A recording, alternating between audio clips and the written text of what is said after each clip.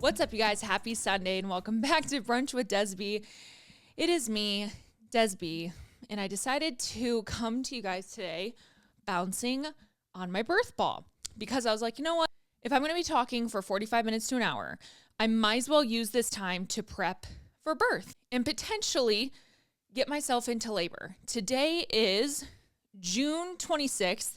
So I told you guys I've been kind of pre-recording so that I have a few episodes to go live while I am hopefully postpartum. And that'd be really embarrassing if all of the episodes ended up coming out before I even gave birth. That would really suck. But I am recording on the 26th, and I will say throughout the past probably 24 hours since Wyatt and I had sex yesterday, I have definitely felt a little bit different. I'm feeling a lot of low pressure, feeling a lot of lightening crotch here and there, which, as most of you guys know, is a symptom of kind of the baby starting to really rest within the pelvis, AKA baby descending down, getting ready. So I'm feeling optimistic about going before the first. And again, by the time you're listening to this, I'm mostly just saying it so I can go back and listen, and you guys can listen and be like, oh my gosh, so funny. This is the day, whatever. So we'll see where I'm at. I am very interested in potentially getting a membrane sweep. And again, by the time you guys hear this, you'll know what has happened. But I do plan on walking you guys through kind of the last week of labor preparation as we get to that point where I can kind of recollect what I did. Because I do think that it'll be super helpful for some of you guys to hear what I did and what you could try yourself. Because again, at the end of the day, everyone is so different. But I have definitely prepped myself for labor more than ever with this baby. Like I've never really stretched before, at least to the level I am now with the education I have. I've never really trained the same. I've trained better this pregnancy than any of them that I've gone through, doing the red raspberry leaf tea, doing the dates, doing all of these labor inducing things kind of, I've never really done, most of which because especially with Archie, I did not want to induce labor. I really needed to make it to my induction. So I'm actually a real life ticking time bomb, which is refreshing. Okay. So anyways, I hope that you guys have had a great past couple episodes. I hope you enjoyed the episode with Wyatt and I, parenting prep. That was a really fun episode to record. And honestly, it's so cool to think about the ways that parenting has changed us both, and being able to even just sit and talk about it makes us connect more too. You know what I mean? Like at the end of the day, we're having just as much of a conversation that you're eavesdropping on. And so that was a really great episode. If you're a parent to be, a current parent in the trenches, or even just someone who, is interested in that, maybe that's a chapter of your life you have not entertained yet, or you're not sure if it's up your alley, it can be a really good eye-opening podcast. So anyways, how are you? How are we feeling? What's up? Okay, I am wearing my new Petula resort hoodie. This was from the launch on the 29th of June. So by the time you guys are watching this, it's obviously well past that, but I can guarantee it's still in stock because Petula does a really good job at having enough stock. You don't have to worry about sellouts. They're a smaller business. I can just really respect the way that they kind of operate and the stock that they always have. So if it's something where you're like, ooh, I love that color. This is the color Sour Apple. On the back, I don't want to flip around, but it does say the Feels Good Club. Just like a cute little design.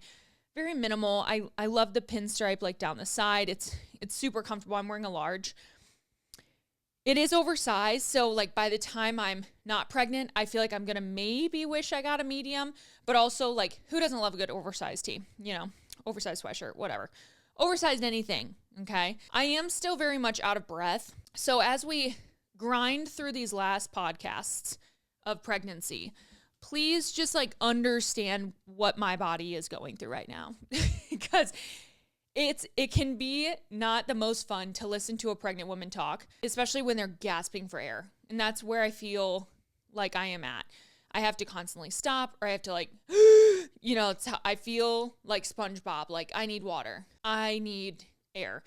I feel like at this point being on like a oxygen mask would actually feel good. And also I should say, I hope if you're watching on YouTube, this isn't too distracting me, kind of like rolling around on my ball. If it is, I apologize, but like I also don't, because like I said, if I'm going to be down here for 40 minutes, 50 minutes talking, I'd rather sit on something that is actually going to help me right now instead of in our lovely bar stool here to my right. But I do have my hydro jug. You know, we should probably take a sip before we dive in to the deets of this episode. I put a little bit of Crystal Light in here. Look at these colors we have going on. Love. Very candy apple and sour apple. You know what I mean? Like Snow White, Granny Smith, Red Delicious. That's kind of what I'm getting here. Not a lot of housekeeping, not a lot of news. Mostly because there is not much I can speak on here in the future. When you pre-record episodes, I give so much. I commend so much. My hydro just dropped. I commend people so much who pre-record episodes and like batch content. I am a very like right here, right now type of person. Like if I'm recording something, it's going live. There was at one point I entertained pre-recording content so that I could be postpartum without anyone knowing. Like I really thought about it for a second. I saw quite a few creators have done it, don't get me wrong. But recently, Allison Cooch, my girl, she had her first daughter. And on TikTok, you wouldn't have known, you know, and they kept it secret for like maybe like 2 weeks, 3 weeks even. Could have even been 4. So she was still posting, but like you would have thought she was still pregnant. And then it was like, boom, she's a month postpartum or something, right? And I really loved that because I felt like it could protect your peace a little bit more of people wondering, you know, did you go yet? Did you go? Blah, blah, blah. And then you kind of can like create content. But anyways, it sounded like too much work at the end of the day because you would have to pre-record content to fake that you were still pregnant. And then during postpartum, you'd still have to be recording content to then post later. Sounded like a mind fuck to me. As much as I, you know, hats off, can salute people who content batch, my point is that I'm a very like in the moment person. So even with this podcast, I was like, there's not much I can speak on in the future because I can't, it's hard. It's kind of hard to orchestrate a podcast that you usually record kind of like real time to blend into the future. So by this point, when it goes live, let's check the date because I'm literally the worst podcaster ever. I swear. At the end of the day, sometimes I'm like, why do you guys even listen to me? Like, I am really just like your best friend that calls you on the phone once a week to like annoy you and update you. And then they're like, okay, chat later. And like never ask you about yourself. That's how I feel this podcast is. It's so like one-sided because I mean, that's what a podcast is, right? But I'm like, I feel like that friend that like wants to tell you everything that's going on in their life and then never ask you about yours. Okay, so this is probably going live. It looks like July 7th. So, bitch, I swear if I do not have a fucking child by the 7th, I would be 40 weeks in like 4 days. 40 weeks in 4 days. The scary thing is that is possible, okay? There are plenty of people that go over 40 weeks into 41. Am I being too delusional? Like, I don't know. I really don't. I think I just have this weird blended experience of only going early. And then even with Archie, I was 39 and 5, which for me right now is like 5 days away. So I'm kind of like, okay, yeah, like I would never go over 40, like in my head, right? When in reality, like I could. I don't know. Oh my God, that'd be so fucking embarrassing, guys. You have no idea. Here I am putting in the work to get stuff done early just to like actually never need it. Like I would honestly just punch myself in the face. Not fun. So today's episode, we are going to do a tell me a secret / potentially an advice column. I might save the advice column to be honest, but there's really not other than that, not much to like kind of chat about. I really debated even doing this podcast, but again, with like the feelings that I've been feeling, I'm like, I don't think it would hurt. And I love doing the tell me a secret. So I'm like, what a good time for me to just sit on my ball, bounce my pussy around. I should never say that again. That was pretty dramatic. I'm not gonna lie. Okay.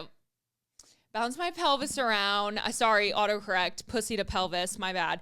And then be able to just like chat a little bit. We'll do like a pregnancy wrap up episode. We'll do all the, whatever. But I just wanted to do a Tell Me a Secret. There is really not much housekeeping before.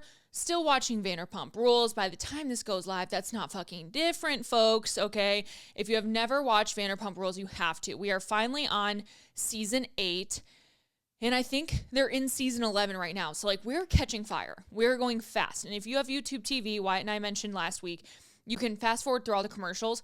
I'm not even kidding you when I tell you that episodes are only like 20 minutes long. We go through like 5 episodes a night. We blaze through these seasons. It's like, it's so easy to intake when you can fast forward through commercials. So that's all I've been watching. I haven't even watched Cody Co lately, which is like a big deal for me. Usually I'm one of the first ones to even watch his videos. Like when that notification goes live, like I'm clicking on it, and I just have not lately. I've felt really bad. So Cody, if you're listening, Kelsey, if you're listening, love you guys so much. Love you guys so much. So yeah, let's just do some Tell Me a Secrets. And honestly, like ignore the fluff. Let's just do it. Before we get into it, this podcast is sponsored by BetterHelp Online Therapy. I talk about BetterHelp a lot, seeing as it's benefited me ever since COVID hit.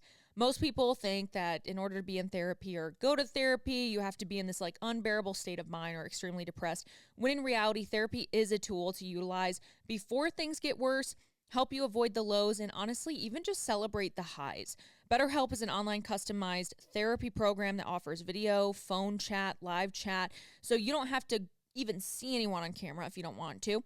You don't have to report to an office, and you could just be in the comfort of nursing your baby in maybe not the middle of the night, but nursing your baby in private and being able to have someone to talk to during it. It's very therapeutic, it's very customizable, and way more affordable than most in-person therapy. So you can get matched with a therapist in under 48 hours. So give it a try. Use code DESB at checkout or go to betterhelp.com/DESB to get 10% off of your first month. I hope that you guys enjoy it just as much as I do. And honestly, sometimes even just a pop back in for a month here and there is very helpful in and of itself. I can't say that I've been on track for being in therapy for longer than 4 months in the past couple of years, just because life has gotten busy. But to have that to consistently go back to is really great, really convenient, and very affordable. So use BetterHelp code DESB for 10% off your first month. Usually I am like a chatty Cathy before all of these episodes, but like I said, I don't have anything I can really speak to in the future. And at this point in life, I'm like, where am I? This goes live on July 7th. Like the only thing I can really say is like, I hope you guys had a good 4th of July. That's really the closest I can get to assumptions of like where the world is or where my life is. And then hoping that I'm postpartum. I pray by the time you're watching this that I am in a diaper. You know what I mean? Like I really do. That's a super odd request, but I really hope I'm in a diaper. That's all I'm going to say. All right, first Tell Me a Secret. Now, some of you guys were banging on my fucking door in my DMs. Please do tell me a secret. I promise I submitted a good one. If these are not good, this is your fault and not mine. I want to make that very clear. If you have a good secret to submit and you want to blow these bitches out of the water, please do it. Because if we don't have good submissions, I don't proofread them before I post them and before I go live with them here. So if they're not good, it's not my fault. Let me tell you, I'm not writing these. You are. Be better, okay? Met a guy freshman year of college. Cheated on me a few months in, and I should have left him. Stayed with his dumb ass a couple more years.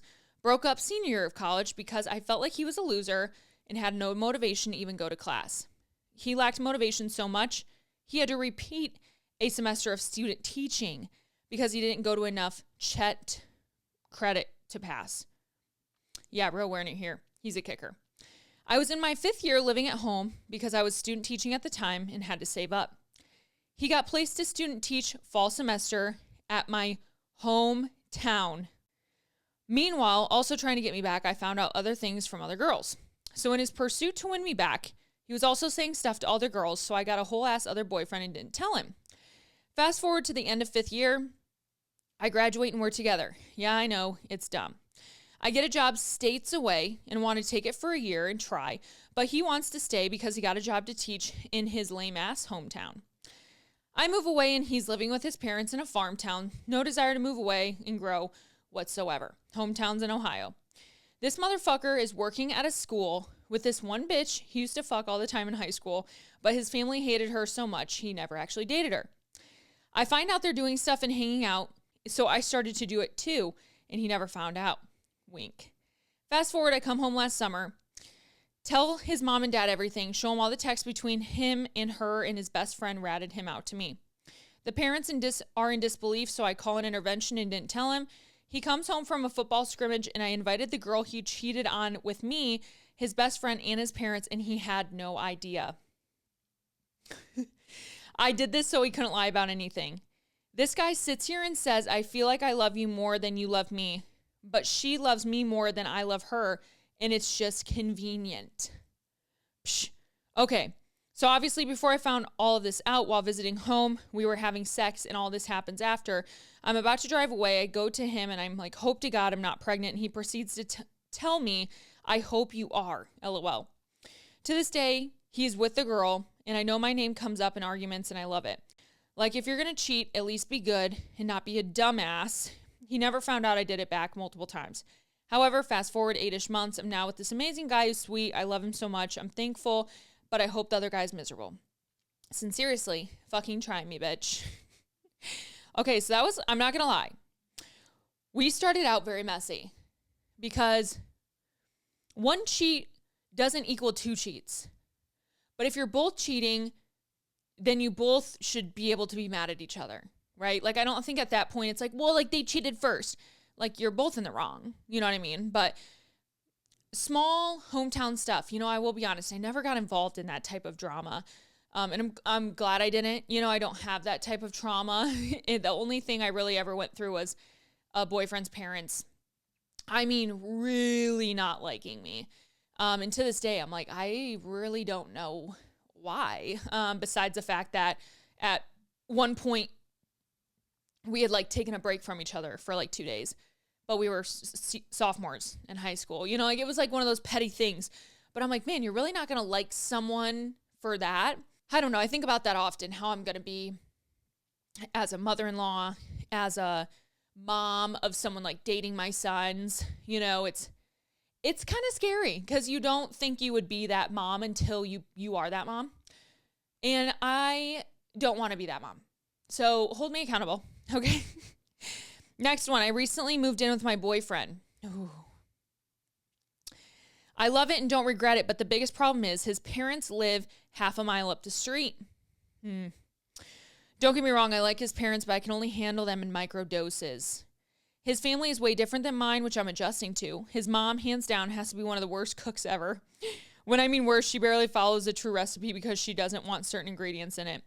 She rarely lets me cook too because she doesn't want any flavor to anything. At least that takes cooking dinner for them off my hands. So my secret is when he brings leftovers home from his mom's house, I take it to work and throw it out so he thinks I'm eating his mom's cooking.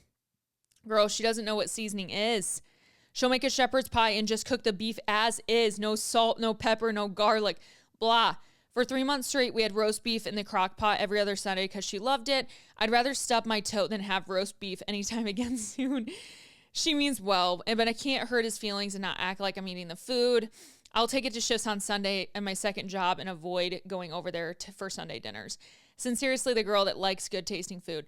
That's fucking hilarious because this would dead ass be me. I am not a cook. I am the furthest fucking thing from a cook ever. Wyatt and I always joke. I'm like, hey, if you ever leave me, I'm eating raw chicken. Not really raw. Gag. But no seasoned chicken and rice from a bag. And if you leave me, you're going to eat an abundance of food. We balance each other in that way.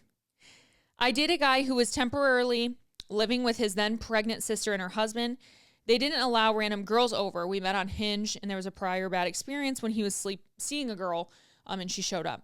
He also lived an hour away and worked till about 11 p.m. We'd talk on the phone all the time. I'd drive up a few times a week, and we'd get a hotel room at the Quality Inn, where we'd rip shots of tequila and have multiple rounds of the best sex of my life. He loved dominating. I loved submissing. Now, 2.5 years later, we're married, expecting, and still having the best sex of my life. Since seriously, hoe turned housewife. You know, I can really just commend you guys who are out there having blazing hot sex. I can. You know, I mean, listen, there is a time and there is a place and there is a chapter for myself. But when I am pregnant, it is very difficult. And I want to say that because I know there's a lot of you out there who might be in the same spot or will be soon. If your sex drive goes down during pregnancy, don't feel like you're a loser, okay? I swear, I respect men. I think we need men just as much as women. But men can fuck at any time. You could whip out a titty and they could have a hard on and be ready to rock, right? Literally ready to rock. For us, it takes an emotional connection too, for most of us. But there are other women too who just have a really high sex drive. And that's also completely okay.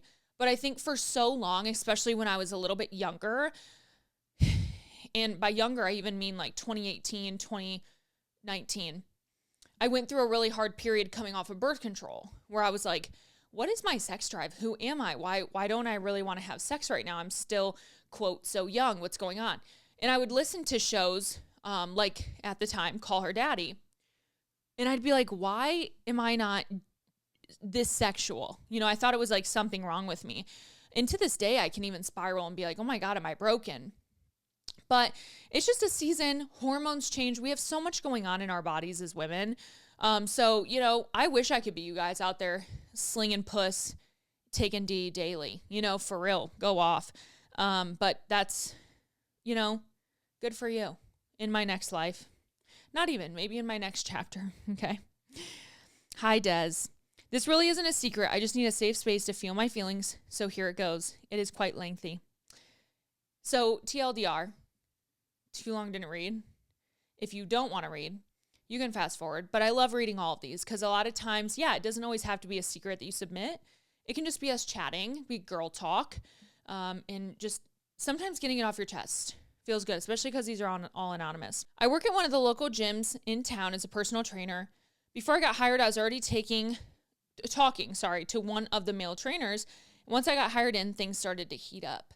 One night, one of our mutual clients took us out for drinks where I got shit-faced off of 8 tequila shots and face-planted in his apartment. He drove me home and I gave him roadhead.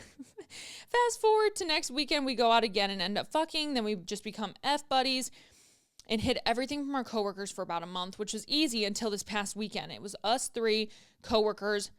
It was 3 of our coworkers' birthdays. Sorry. So we all got together, played sand volleyball, and had drinks. By the end of the night, we were all tired and drunk.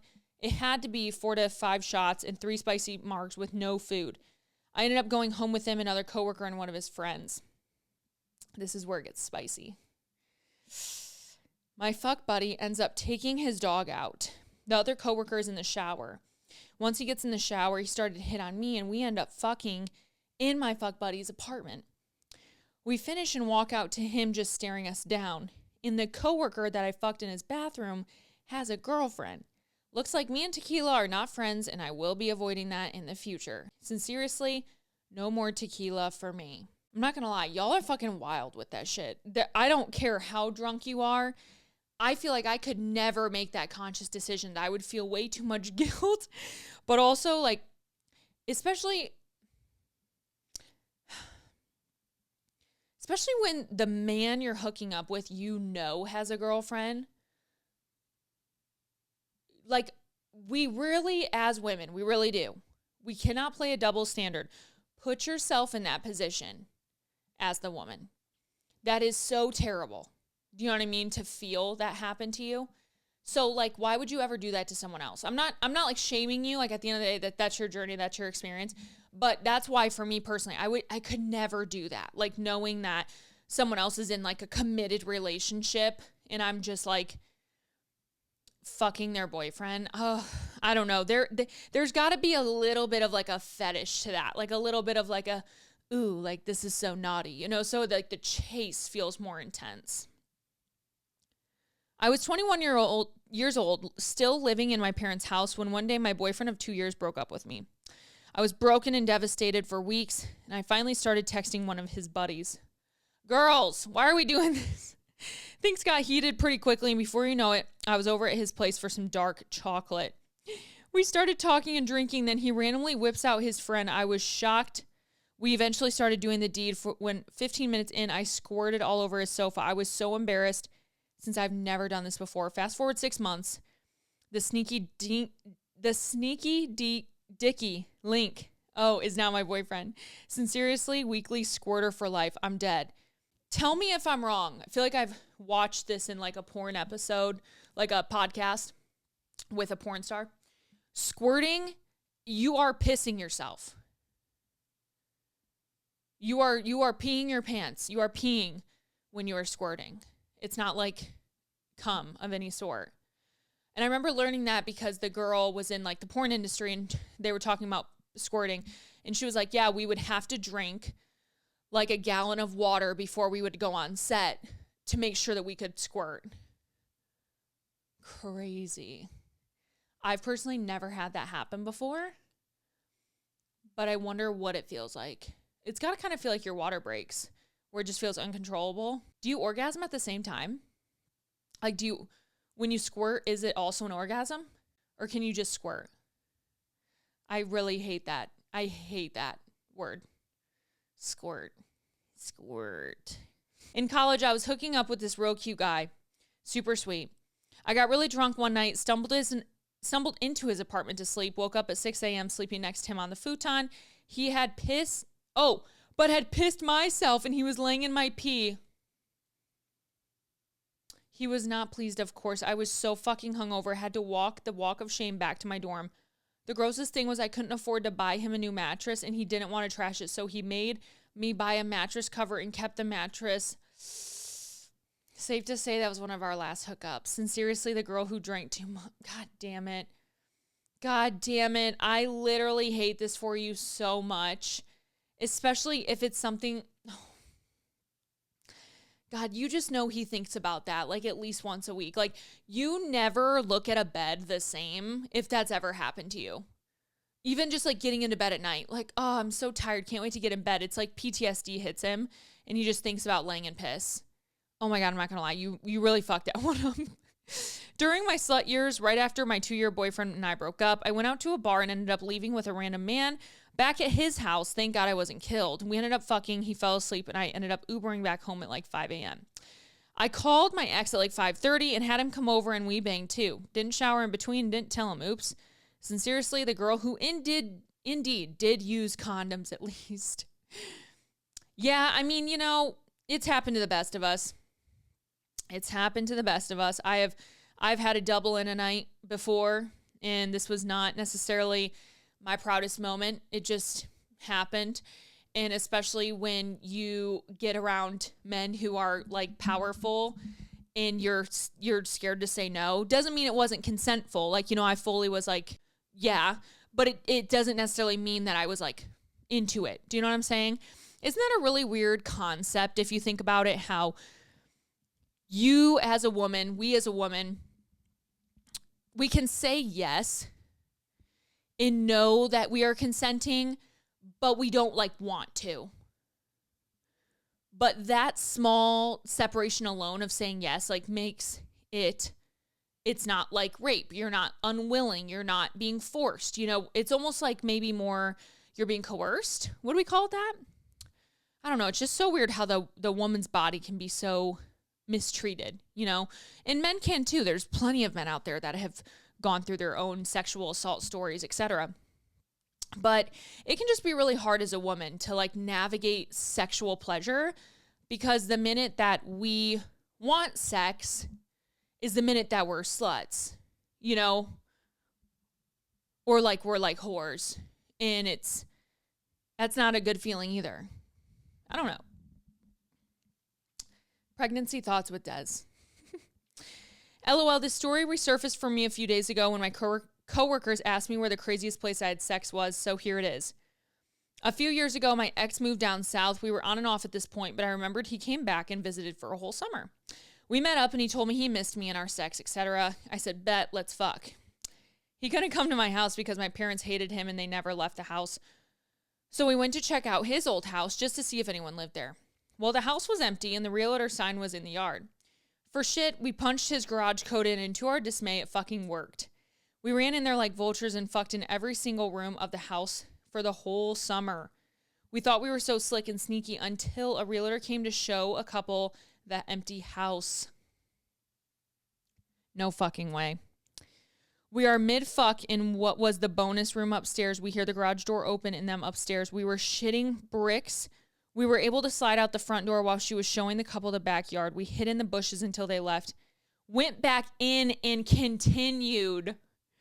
Since seriously, if I was selling that house, I'd tell owners where the best place to fuck is. Dude, that's crazy. It's not only crazy to have sex there, but it's even more crazy to go back in and finish after you were at a position of like almost getting caught. I've been caught having sex one time. And it was by the guy's mom. And I really wanted to behead myself. After that, we ended up breaking up shortly after, to be honest, because I was just like so turned off. It was a terrible experience. So I would rather not get caught and just hide in bushes, but still like ballsy. Okay, let's wrap up with a few advice columns. So now we've shared a little bit of stories. Now let's get into some stories, but that we're kind of referencing where we can go. My husband and I both requested off work for a long weekend to go camping. My request was approved, but his was denied. My best friend is also off the same weekend. We said we could go camping together.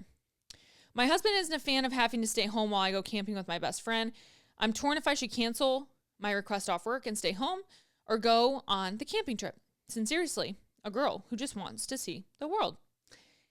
Yeah, I'm assuming your friend is that of the same sex. So I don't think that there's anything like, sorry, like too fucking bad you have to stay at home. Like you still have the weekend off, which it can be hard to do at a workplace. So go enjoy it. I feel like that at that point, he'll, number one, get over it. He'll get over it. But also number two, like you still deserve to have fun. Yeah, that's weird energy. I'm due with my first baby in November. I'm a teacher and will be on maternity leave till February. I am the next one on the wait list for a really good daycare, but my mom is trying to get me to let her watch the baby for 4 months while I'm off during the summer. And then not put the baby in daycare till August to save some money. This sounds great, except for the fact that my mom is a very hot and cold person. Wants things done only her way and picks fights when it's not the time to pick a fight. She'll say nice things to me, offer to do things when she's happy, and then the next minute she will be furious at me or something and say she's not helping at all anymore. I'm just not sure whether this is a good idea or not. We would be saving 6 months of money in daycare, but I would love for him to be home with my mom while he's so little. But that's if she doesn't bail at the last minute, then we wouldn't have a daycare for him to go to. Any advice? Sincerely, a first-time mom with anxiety.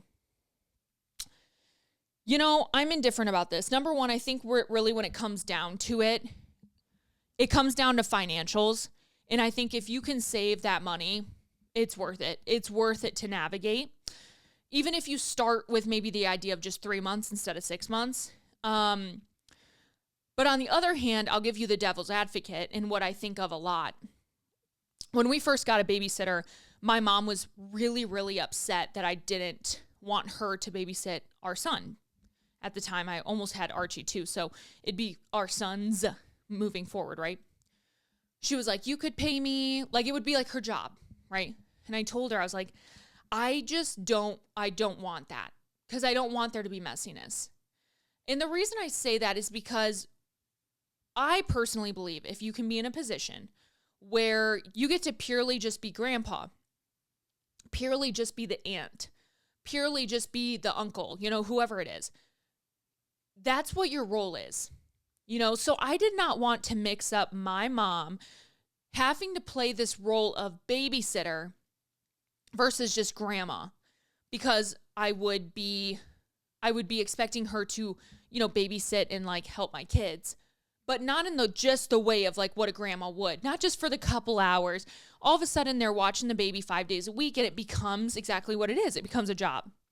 So that was where I personally was. And again, that's just devil's advocate. If it comes down to financials, I think letting your mom have it, see how it goes.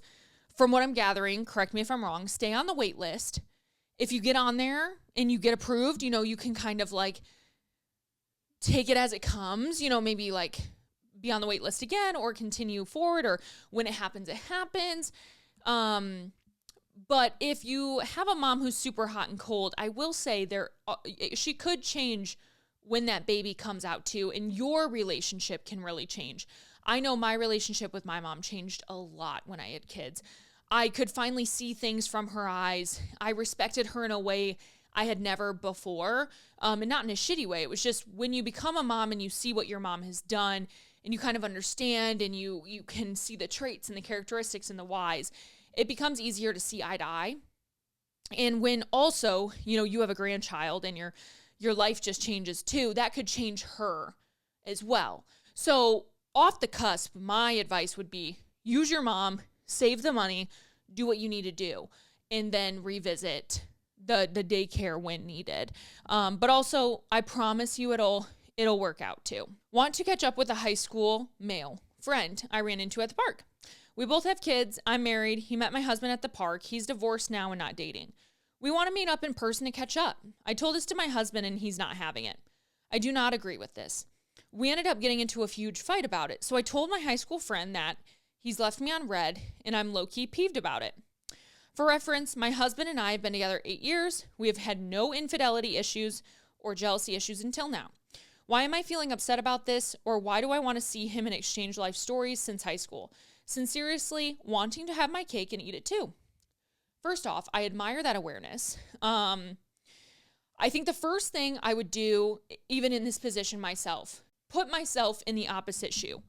Okay? My husband, we're at the park. We see a girl. She comes up. And she's like, oh my gosh, how are you guys? Nice to meet you, Des. Oh my gosh, Wyatt, you look great. Haven't seen you in so long. Awesome. We should go out and get coffee sometime. Oh, okay. Yeah, you want to bring your partner?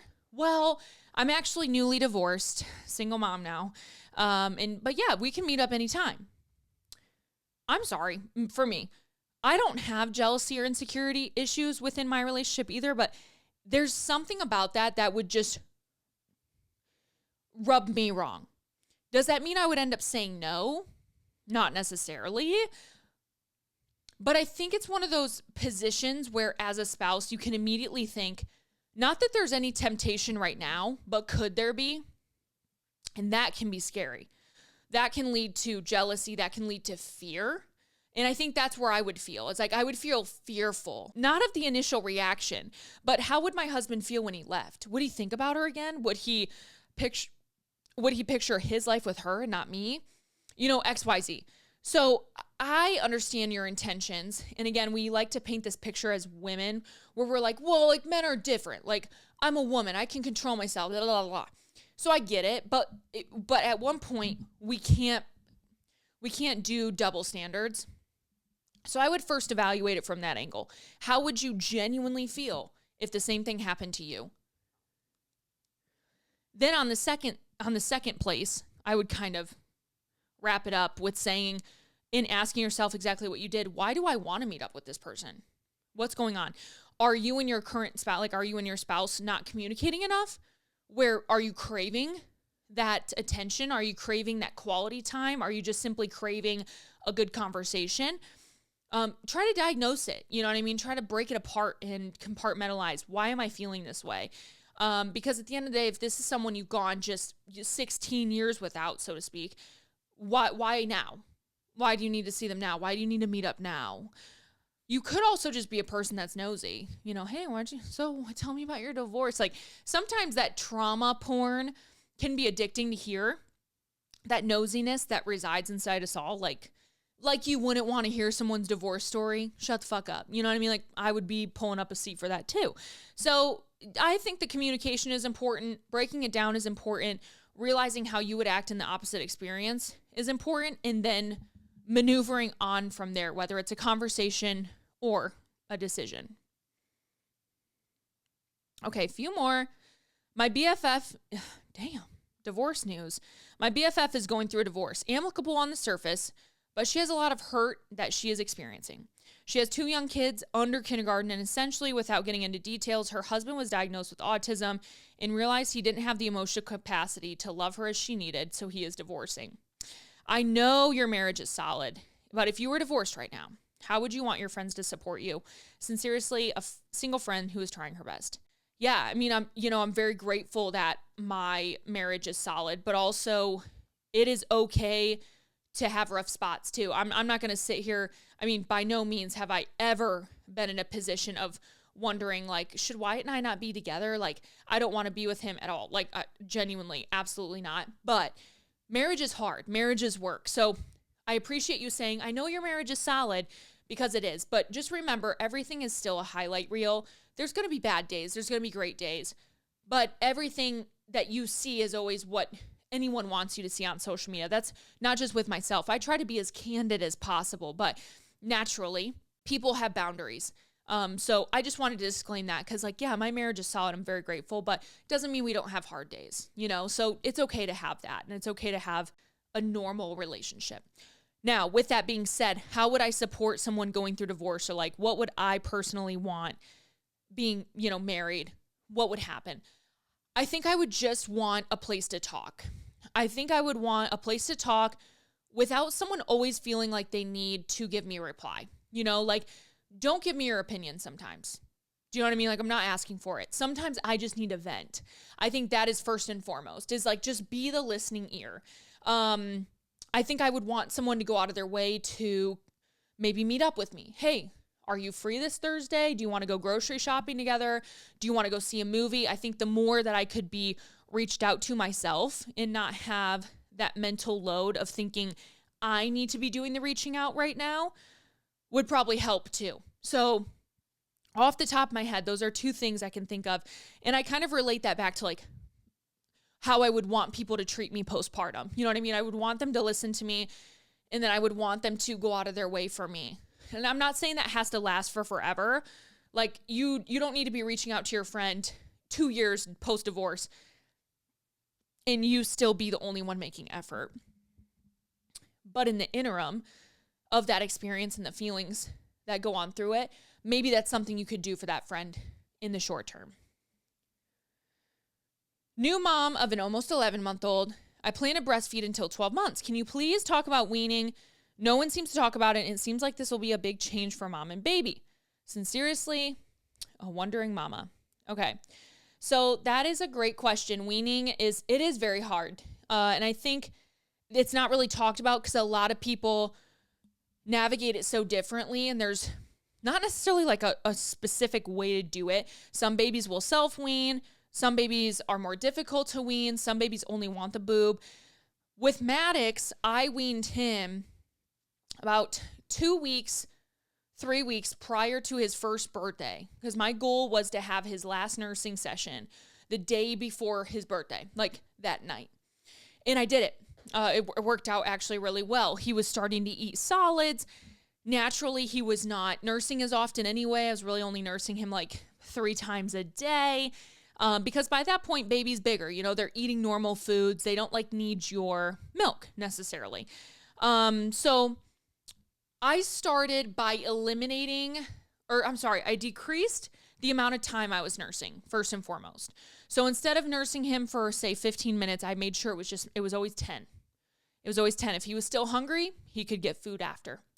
After that, I continued to kind of eliminate a little bit of time here and there, because the last thing you want to get is like engorged ducts, or any type of like clogged ducts, stuff like that. So you had to kind of wean slowly. Once I got to about 1 week of that, like eliminating times, I started eliminating sessions.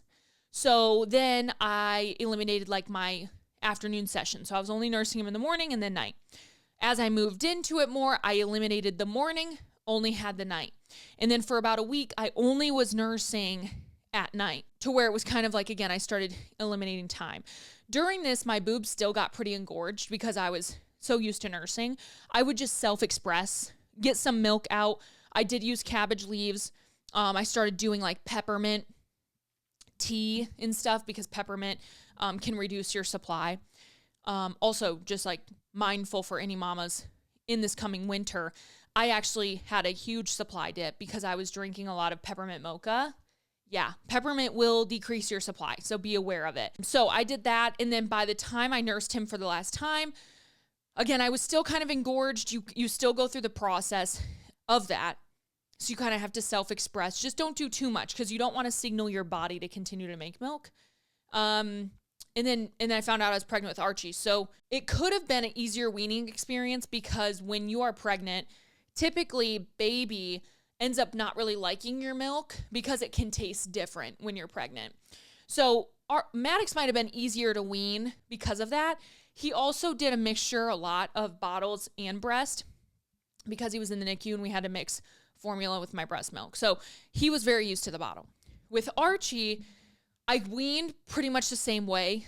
I did it a little bit faster and just kind of sucked up the pain of it, you know. I did some cold medicine, stuff like that to just, again, eliminate your supply because certain medications will just tank your supply. But I did it like for the purpose of eliminating it.